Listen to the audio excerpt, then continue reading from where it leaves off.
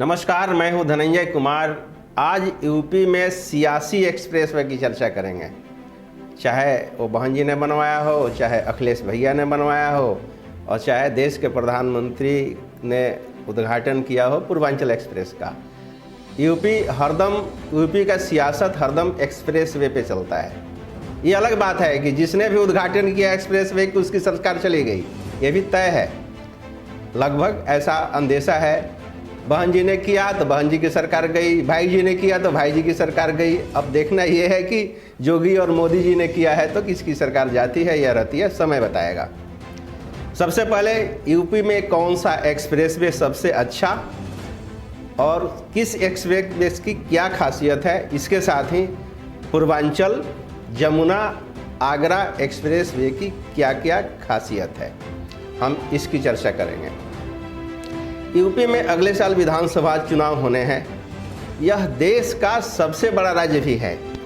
इसी को ध्यान में रखते हुए सभी पार्टियों में अब होड़ लग गई है कि किसकी कमीज सबसे ज़्यादा सफ़ेद है। ये राजनीतिक कहावत भी है कि किसकी कमीज कितनी सफ़ेद, यानी जिसका एक्सप्रेसवे सबसे अच्छा। पीएम मोदी पूर्वांचल एक्सप्रेसवे का लोकार्पण के माध्यम से लगभग चुनावी बिगुल उत्तर प्रदेश में फूंक दिया है, जिससे विपक्षियों के भी कान अब खड़े हो गए हैं। स्वाभाविक है, होना भी चाहिए। सबसे पहले चर्चा करते हैं जमुना एक्सप्रेसवे के खासियत की। बसपा सुप्रीमो मायावती के कार्यकाल में शुरू हुआ यह यूपी का पहला एक्सप्रेसवे था। इसे ताज एक्सप्रेसवे के रूप में भी जाना जाता है। यह 6 लेन का 165 किलोमीटर लंबा एक्सप्रेसवे है, जो राष्ट्रीय राजधानी क्षेत्र में ग्रेटर नोएडा को उत्तर प्रदेश में आगरा से जोड़ता है। इस एक्सप्रेसवे पर 14,000 करोड़ रुपए से अधिक की लागत आई थी। हालांकि यह एक्सप्रेसवे मायावती के समय में पूरा नहीं हो सका था।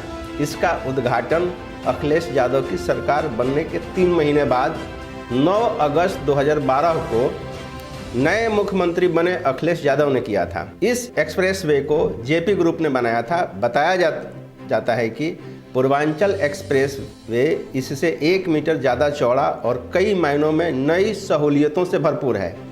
पूर्वांचल एक्सप्रेसवे के ही तरह जमुना एक्सप्रेस पर भी हल्के वाहनों के लिए कम से कम गति सीमा 100 किलोमीटर प्रति घंटा है, जबकि भारी वाहनों को 60 किलोमीटर प्रति घंटा की रफ्तार है।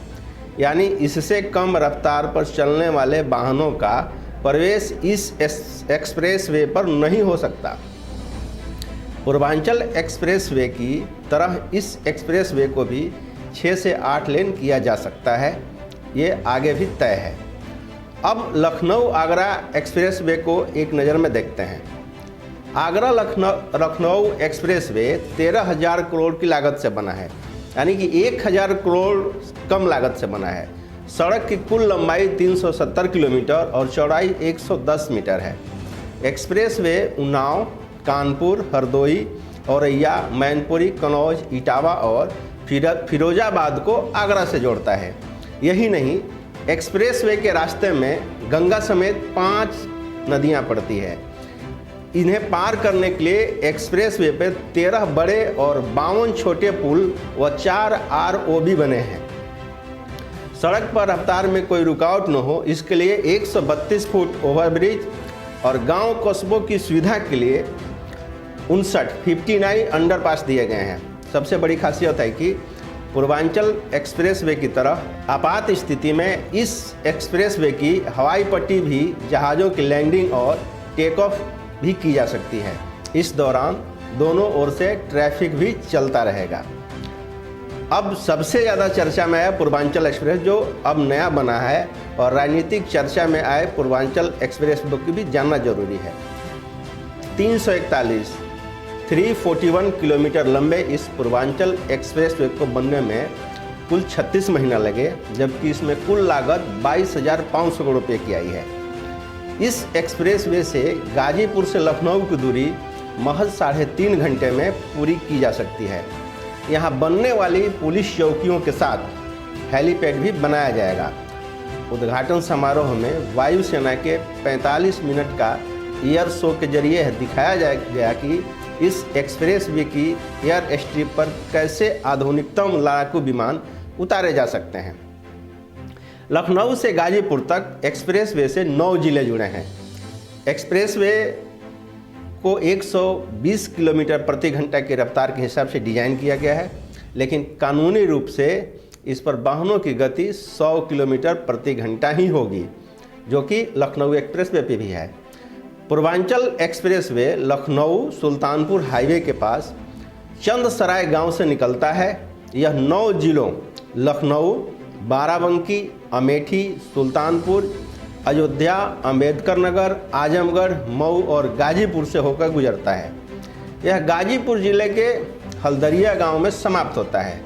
6 लेन का एक्सप्रेस वे 8 लेन तक विस्तार हो सकता है, ऐसा पहले से ही तैयारी है। एक बारी से जनता के लिए खोल देने के बाद लखनऊ से गाजीपुर तक की यात्रा अब 6 घंटे से घटकर 3.5 घंटे की हो गई है। अब चर्चा करते हैं उत्तर प्रदेश में कौन कौन से नया एक्सप्रेस वे बने और बनने वाले हैं। Uttar Pradesh expressway industrial development authority का प्लान सिर्फ इस एक्सप्रेस वे तक ही सीमित नहीं है, बल्कि 3 और बड़े प्रोजेक्ट फिलहाल पाइपलाइन में हैं। ये प्रोजेक्ट हैं बुंदेलखंड एक्सप्रेस वे और गोरखपुर लिंक एक्सप्रेस वे। इसके अलावा मेरठ से सीधे प्रयागराज को जोड़ने वाला गंगा एक्सप्रेस वे को भी बनाने की तैयारी चल रही है, जो करीब 550 किलोमीटर लंबा होगा। बुंदेलखंड एक्सप्रेस वे के माध्यम से इटावा से सीधे चित्रकूट तक का सफ़र तय हो सकता है। इस पर तेज़ी से काम चल रहा है और प्रदेश सरकार की योजना अगले साल के अंत तक इसे लॉन्च करने की भी है। इसके अलावा गोरखपुर लिंक एक्सप्रेस वे कुल 91 किलोमीटर का होगा और यह पूर्वांचल एक्सप्रेस वे से गोरखपुर को कनेक्ट करने का काम करेगा। इस तरह प्रदेश में अगले कुछ सालों में 6 एक्सप्रेस वे हो जाएंगे। इतनी बड़ी संख्या में एक्सप्रेस वे देश के किसी भी राज्य में मौजूद नहीं है। अब एक नज़र तीनों एक्सप्रेस वे जो अभी जनता को समर्पित है चर्चा करते हैं। तो सबसे सस्ता जो एक्सप्रेस वे बना है वो अखिलेश सरकार में लखनऊ एक्सप्रेस वे है। इससे पहले जो मायावती का एक्सप्रेस वे बना था वो इससे लगभग 1.25 गुना ज़्यादा में बना था, जबकि उस समय स्थिति ये नहीं थी। और अभी जो बना है वो भी महंगा बना है। ये तय बात है कि Lucknow express way Agra express way से आधुनिक है लेकिन सस्ता है। अब एक्सप्रेस वे की सियासी पारा, जैसे हमने शुरू में कहा कि ऐसा उत्तर प्रदेश के साथ या एक्सप्रेस वे के साथ अभिशप्त है कि जिन लोगों ने एक्सप्रेस वे का उद्घाटन किया शायद उनकी कुर्सी नहीं रही।